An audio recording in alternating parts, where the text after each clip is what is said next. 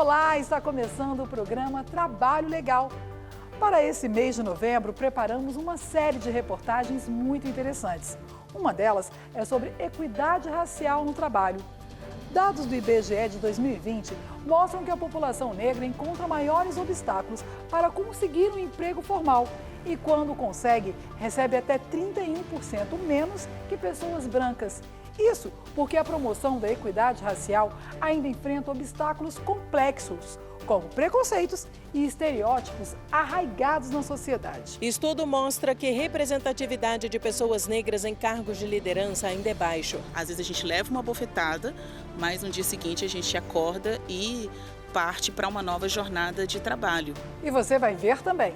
Conheça as diversas áreas de atuação do biomédico. Ele pode receber, pode sim, junto ao INSS, buscar uma aposentadoria especial. E novembro é o mês dedicado à prevenção do câncer de próstata. A gente fala sobre a importância do diagnóstico e quebra tabus sobre os exames. É fundamental que as empresas adotem medidas preventivas para identificar e minimizar os riscos ocupacionais. Veja também no programa de novembro as dúvidas dos trabalhadores quando o assunto é direitos de pessoas com câncer nos locais de trabalho.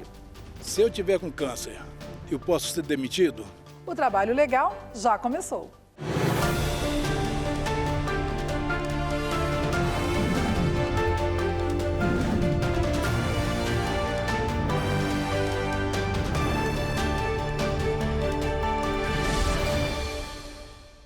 Com certeza você já deve ter ouvido a expressão equidade racial no mercado de trabalho.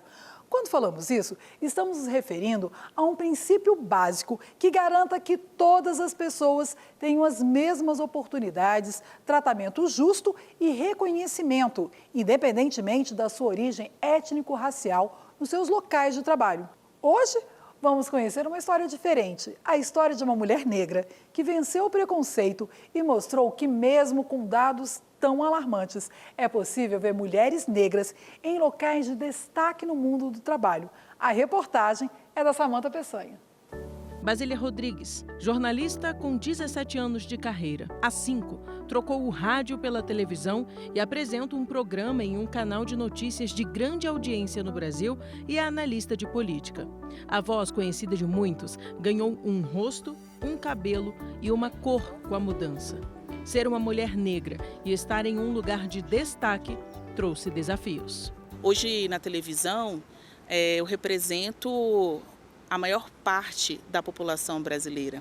A mulher negra em um lugar de destaque representa a cor que está na pele de mais de 50% da população brasileira. E não estou onde estou porque sou negra, também. Estou onde estou por conta do tanto que eu me dediquei de tempo e esforços de modo geral a estudar, a não ouvir ou acreditar, porque ouvir é difícil a gente não ouvir, mas eu tratei para mim como desafio: ouça, mas não acredite, veja, mas não sinta, siga. Então, às vezes a gente leva uma bofetada, mas no dia seguinte a gente acorda e parte para uma nova jornada de trabalho.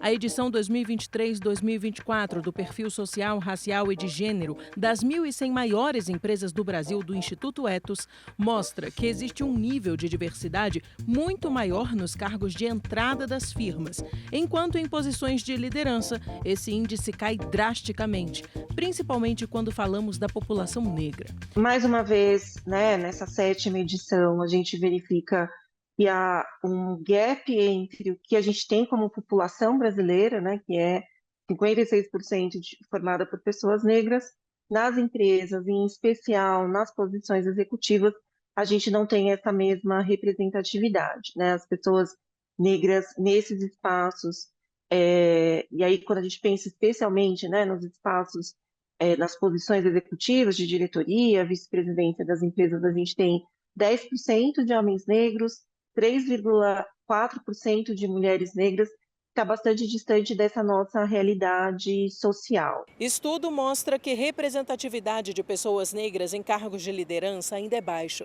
mas a Coordenadoria Nacional de Promoção da Igualdade de Oportunidades e Eliminação da Discriminação no Trabalho, do MPT, promove ações afirmativas para mudar esse cenário. A ausência de pessoas negras nos departamentos de recursos humanos, participando dos processos de seleção e nas lideranças, portanto, na realização dos processos de progressão de carreira, faz com que, naturalmente, a participação negra no mercado de trabalho seja prejudicada. Isso induz a reprodução do que chamamos o status quo, do que já se tem. Isso faz com que o cenário, hoje, de exclusão racial se perpetue. E para os negócios das companhias, faz com que elas fiquem muito distanciadas do seu público, da maioria da população que é negra. Portanto, retira das companhias a possibilidade de ter uma produtividade maior, entregando produtos e serviços que sejam muito melhores recepcionados socialmente. Projetos de inclusão de jovens negros e negras universitários, o Afropresença, um evento anual de conscientização contra o racismo, capacitação profissional e encaminhamento ao mercado de trabalho, ou o Canal Preto, um sistema de redes voltado para o combate ao racismo no mundo do trabalho. Essas são só algumas ações afirmativas realizadas pela Coordenadoria Nacional de Promoção da Igualdade de Oportunidades e Eliminação da Discriminação no Trabalho, do MPT, para mudar o cenário atual e fazer com que a população negra ocupe cada vez mais espaços de liderança. Quando, ao final de um processo seletivo ou de um processo de progressão na carreira profissional, negros e negras recebem a informação de que não tem perfil para o cargo, isso não tem uma relação com a sua competência ou a sua qualificação profissional. Até porque muitos desses trabalhadores e trabalhadoras têm currículos extraordinários, mestrado, doutorado, pós-graduação. A alegação de ausência de perfil ela está diretamente relacionada ao racismo, aos estereótipos negativos contra pessoas negras presentes em nossa sociedade e no mercado de trabalho. Com essas ações, uma mudança de mentalidade das empresas e recrutadores, espera-se que, no futuro, possamos ter menos barreiras e mais representatividade. Não quero ser utópica e achar que, num curto prazo de tempo, o racismo irá acabar e os negros terão equidade, os mesmos espaços que pessoas brancas no mercado de trabalho. Então, enquanto tentam todos os dias, seja pelo convite ou pela imposição, pular fora, para mim, o único sentido de me manter é decidir a hora que eu quero sair.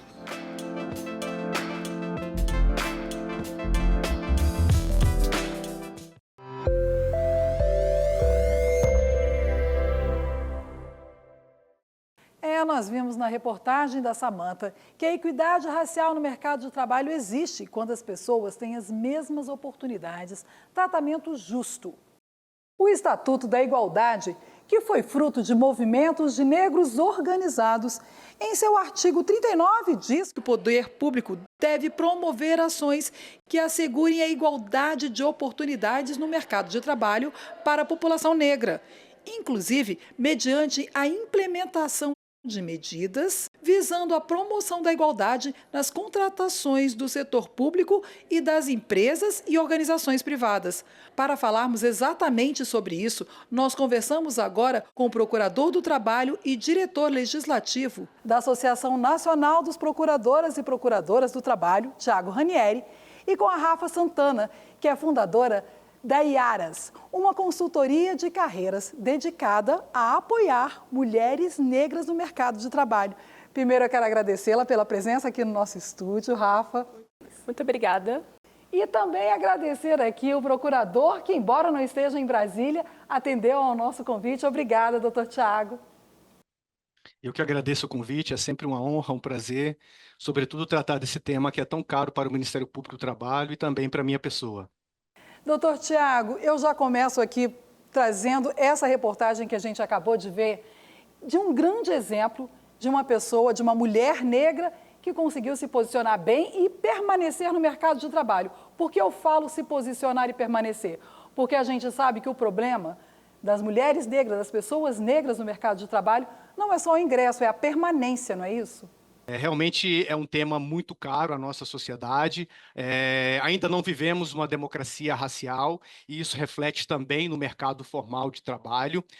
Sei que temos vários exemplos de mulheres negras que conseguiram se posicionar no mercado de trabalho, embora tenham que enfrentar toda uma estrutura racista, porque temos um racismo estrutural. Então, eu tenho total preocupação e responsabilidade em citar exemplos positivos, pois eu não quero utilizá-las nesse território de heroínas, né? Pois nós conhecemos bem o país que temos, o país racista que temos, e sabemos da dificuldade que é a inclusão, sobretudo de mulheres negras racializadas no mercado formal de trabalho, por conta dessa estrutura racista, desse marcador social, que infelizmente ainda vem à frente do ser humano ou da potência do ser humano, da mulher que carrega na sua cor, né, esse marcador social. E aí, Rafa, quando a gente ouve o procurador falando isso, a gente conversou anteriormente, a gente fala dessa seleção que é feita, que só ali no momento da seleção já exclui essa mulher negra do mercado de trabalho. Você passou por essa experiência, você tem essa expertise, como que é? Eu tenho mais de 10 anos aí de experiência no mercado de trabalho, contratando e selecionando pessoas, né? Então, profissionais de forma geral. E quando eu dou um zoom para essas pessoas negras, em especial para mulheres negras, a gente vê várias dificuldades. Então, existem limitadores logo de entrada, então, na descrição do cargo. Então, o cargo já é escrito de uma forma masculina, que isso já cria uma barreira de entrada. As definições e requisitos, quando a gente vai olhar para o mercado de trabalho, vão ser muito mais difíceis para essa inserção desse jovem e para essa pessoa, esse profissional negro. Então, as próprias práticas e políticas privadas e públicas em seleção, em relação à seleção de pessoal, já é a própria barreira para a entrada. Então, a gente tem a força de trabalho, já é muito difícil a gente construir essa força de trabalho. Então, pessoas que estejam, de fato, com oportunidades de escolaridade, de oportunidades de experiência. Quando a gente vai olhar, o processo seletivo já tem barreira, a inserção é uma barreira e a continuidade é uma barreira. Então, no final das contas, a gente está falando que a história de trabalho de um profissional negro, a história de trabalho de uma mulher negra no Brasil é marcada por barreiras e por dificuldades desde do pensamento até a conclusão dessa carreira, enfim, na aposentadoria. E aí, doutor Tiago, eu fico vendo aqui essa afinidade que tem o trabalho de consultoria que a Rafa traz para a gente com o trabalho que o senhor executa no Ministério Público do Trabalho. São grandes exemplos. Aí em Goiás nós temos o exemplo de um trabalho que o senhor está à frente, que é colocando pessoas negras no mercado de trabalho. Quantas pessoas já foram inseridas? Então, primeiro, antes de falar em termos de número, eu fico arrepiado quando a Rafa fala de coletivo, né? Eu acredito muito na força do coletivo, Rafa, não só para fins de transformação da singularidade daquela mulher que te procura, mas para transformação social. Quando esse coletivo ele toma consciência da sua potência, ocorre o que nós chamamos de emancipação humana, né? Ocorre o que nós chamamos de potência humana à disposição da transformação. Aqui em Goiás, no projeto Mais Um Sem Dor, nós acolhemos aproximadamente 4.000 pessoas diretamente e indiretamente, considerando as unidades familiares, mais de 12.000 pessoas. E, em regra, os recortes que nós trabalhamos, embora seja o recorte primordial, o recorte de gênero, ele é atravessado de forma interseccional pelo recorte raça. Então, é mais ou menos 4.000 pessoas a 12.000 indiretas que foram acolhidas, atendidas pelo projeto, e a partir dessa consciência coletiva, onde se busca, onde se concede, se transfere, ou se dá consciência dessa emancipação humana, que essa mulher preta, essa mulher negra, ela sabe da sua potência, ela sabe do seu potencial, e sabe que a sua diferença é o que vai fazer a diferença no mercado de trabalho. E as empresas têm acordado para isso. Quanto mais diverso é o universo da empresa, mais criatividade, mais olhares diversos ela tem dentro da empresa, do chão de fábrica, assim dizemos, mais o produto a ser oferecido por essa empresa é completo, porque vivemos numa sociedade diversa. Então, esse produto produzido, vamos dizer assim, essa mercadoria produzida pelas empresas, tem que ser uma mercadoria com um olhar diverso, para que atenda esse consumidor diverso. E aí, Rafa, fica aquela pergunta. O doutor Tiago falou um pouco do que é importante que essa mulher profissional que está se inserindo no mercado de trabalho, ela acredite. Mas e as pessoas que trabalham com ela? E essa empresa, o que falta? Bacana. Falta compreender a lógica do mercado, de que esse mesmo público que precisa ser inserido no mercado de trabalho também consome. E eu consumo muito melhor aquilo que eu vejo. Então, quando eu vejo que um produto é para mim, para uma mulher negra, para o meu cabelo, para a minha pele, eu vou consumir isso e eu consumo vendendo. A gente se vende com marca, a gente compra marca. Então, compra serviço, enfim, compra...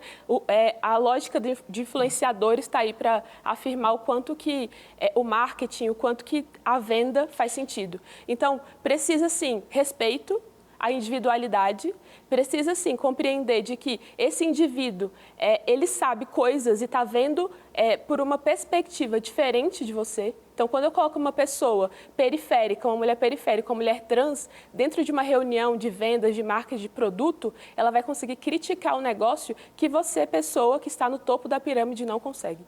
Então, na hora que eu compreendo que o meu oposto, que o outro lado consegue ver o que eu não vejo, eu cresço e todo o meu sistema público, privado que seja, também cresce.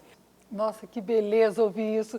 Olha que bela roda de conversa que nós tivemos. Doutor Tiago, parece que o senhor está aqui presente com a gente. Quero agradecê-lo imensamente por participar desse nosso roda. Rafa, muito obrigada por trazer para a gente essa sua expertise tão próxima ali das mulheres pretas, das mulheres negras, e que venha realmente a equidade racial que a gente tanto almeja.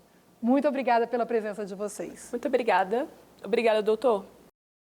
Eu que agradeço, parabenizo a Rafa pelo trabalho, parabenizo o programa, parabenizo o projeto Afro Presença, que isso seja apenas alguns passos de outros grandes passos que virão. E você deve ter ficado assim extasiada como eu depois desse roda de conversa, né? Mas o programa não terminou, não. No próximo bloco, a gente vai falar sobre biomedicina. Afinal, o que faz um biomédico? Eu volto já já.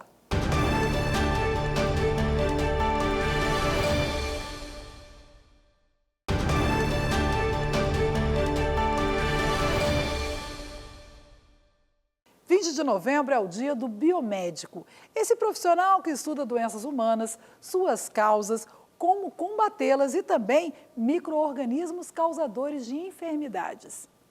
É o biomédico que desenvolve medicamentos e produz vacinas para combater as doenças. Acho que você não sabia disso, né? E qual é a diferença entre o médico e o biomédico? Você sabe qual é? Vamos entender tudo isso na reportagem de Luana Carvalho. Uma profissão que transita entre a saúde do ser humano e a biologia, desde realizar exames clínicos em laboratórios e hospitais até análises para verificar contaminações em alimentos. A atuação do biomédico passa por diversas áreas. A biomedicina ela se destacou muito durante a pandemia. Já dados do próprio CNAE, praticamente 80% de todos os diagnósticos feitos durante a pandemia tiveram ação direta ou indireta de um profissional biomédico. A partir daí, a profissão ganhou bastante vulto, né? Começou a ser muito mais reconhecida na população por tratar diretamente com essas análises que foram tão prementes durante a pandemia. Quem exerce a profissão possui direitos trabalhistas específicos, como adicional de insalubridade e até periculosidade, quando há exposição a agentes biológicos e radiológicos. A depender da habilitação, a depender de onde ele desenvolva a atividade, se ele está realmente realizando essa atividade, executando esse serviço, esse trabalho de forma permanente com contato com agentes insalubres, seja um agente químico, biológico ou físico, ele pode pode sim, junto ao INSS, buscar uma aposentadoria especial. O Ministério Público do Trabalho está sempre atento às irregularidades relacionadas à profissão. Em regra, muitas vezes, a depender da habilitação que ele desenvolva, ele pode estar realizando as atividades, executando o seu trabalho em um ambiente que tem agentes nocivos à sua saúde. E aí, tanto o Ministério Público do Trabalho tem uma cautela muito grande na nossa atuação com relação à observação, por exemplo, de equipamentos de proteção coletiva, como nos laboratórios, quando precisa de lavar óleos, de chuveiros específicos, quando tem cabines de segurança química, quando esses profissionais utilizam produtos químicos, cabine de segurança biológica, também em laboratórios em que há manuseio de micro-organismos. Homero Melo é biomédico. Ele é gerente de apoio técnico e diretor acadêmico neste Instituto de Educação Superior em Brasília.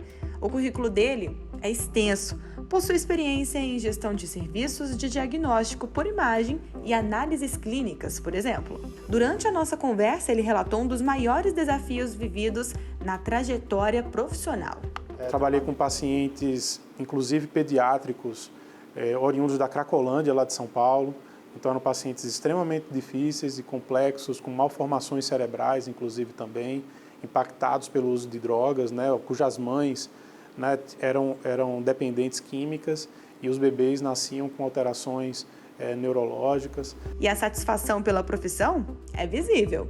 Homero avalia toda a jornada de forma positiva. Eu tive a oportunidade de ajudar a formar muitas pessoas e para mim é uma satisfação muito grande porque a gente acaba multiplicando o conhecimento e fazendo com que a qualidade do serviço, né, acabe se propagando não apenas para grandes instituições, grandes hospitais, mas também clínicas e serviços de médio porte.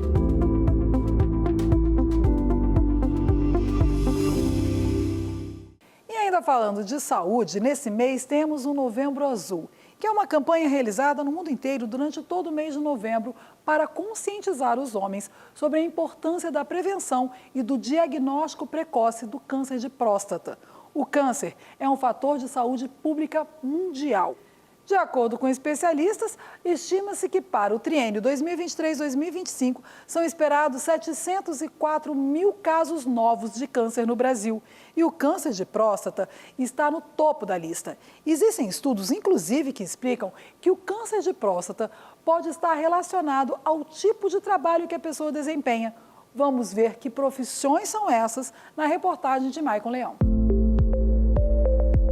Com o histórico de problemas de saúde na família, o Gilton sempre teve um cuidado redobrado com o próprio corpo. A informação salva vidas, né?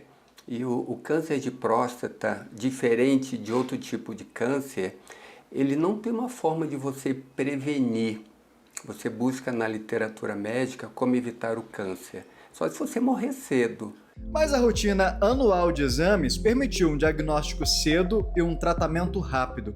O urologista disse que há 10 anos, quando não existia ainda a ressonância de próstata, um câncer do tamanho que ele identificou no meu jamais seria descoberto. O diagnóstico só seria feito mais tardiamente, porque o meu câncer tinha menos de 1 milímetro, ele tinha 0,8, né? Ele era muito pequeno mesmo, eu não sentia absolutamente nada. Mas nem todo mundo tem esse hábito. Um estudo realizado pela Sociedade Brasileira de Urologia apontou que menos de 40% dos homens acima de 50 anos realizaram exame de próstata no último ano. 80% dos entrevistados disseram conhecer o exame de toque retal, mas que menos da metade já fizeram o teste. Hoje tem ainda esse tabu, principalmente mais por interior, né?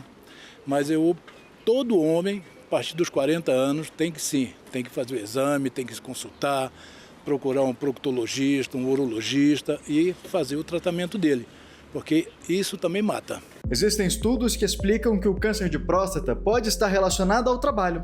Situações como fundição de metais não ferrosos, aplicações de agrotóxicos, herbicidas orgânicos, inseticidas, produção de borrachas e outros. O que nenhum estudo conseguiu encontrar até hoje foi uma forma de evitar o câncer de próstata. A melhor alternativa é o diagnóstico cada vez mais cedo.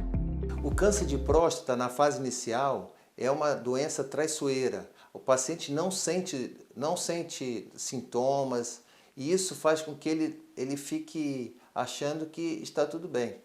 Então, a partir do momento que a gente sabe que ele é muito frequente, o câncer de próstata é muito frequente, e a gente sabe que a partir dos 40 anos começa a poder aparecer essa doença, A gente se antecipa e faz a prevenção. Enquanto a medicina avança de um lado, o MPT avança junto para garantir que os direitos dos trabalhadores em tratamentos oncológicos sejam respeitados. Além do trabalho, né, na atuação ordinária, né, no recebimento de denúncias, condução de investigações, ajuizamento de ação, o MPT ele tem promovido o Projeto Nacional de Prevenção ao Câncer Relacionado ao Trabalho, com foco em ações que visem a identificação de perigos e a prevenção da exposição ocupacional a agentes cancerígenos. É fundamental que as empresas adotem medidas preventivas para identificar e minimizar os riscos ocupacionais, como a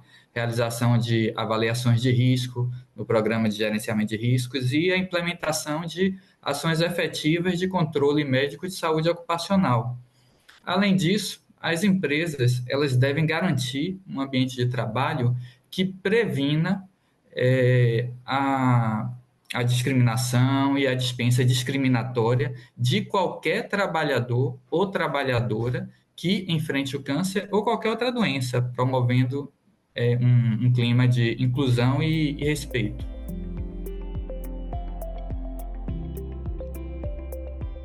E ainda falando desse assunto, nossa equipe de reportagem foi às ruas para saber quais as dúvidas dos trabalhadores quando o assunto é câncer e trabalho. Vamos ver.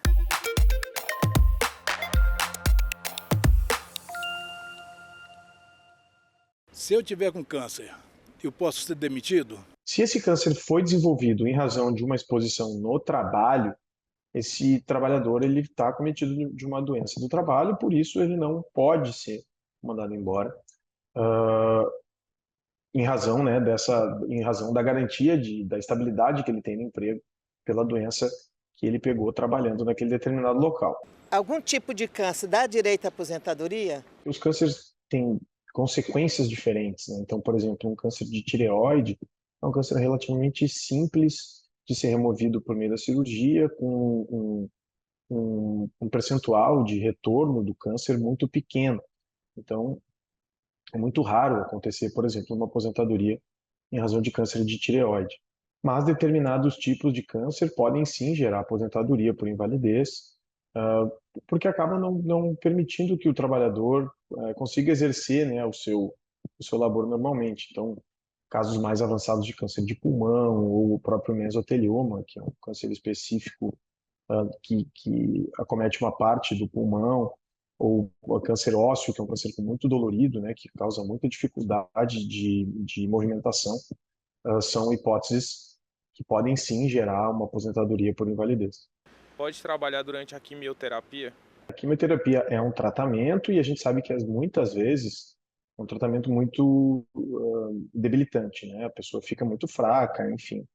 E vai depender muito da análise do médico que está tratando do paciente, saber se ele tem condições de trabalhar ou não. Não existe nenhuma previsão legal que automaticamente libere o trabalhador, né, confira um atestado para o trabalhador em função da quimioterapia. Então vai depender muito de cada caso e da análise do médico que é responsável pelo tratamento do paciente.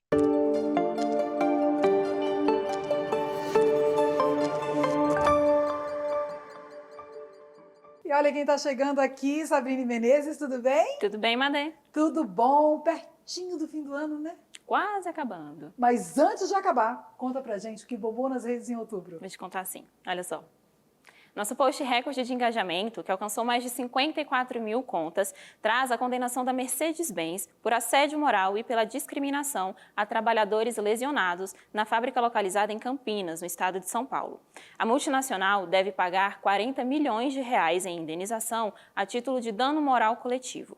Nos depoimentos colhidos na investigação, um dos trabalhadores, portador de diabetes, afirmou que chegou a urinar nas calças após ser impedido de ir ao banheiro pelo chefe e que passou a ser humilhado e ofendido por isso.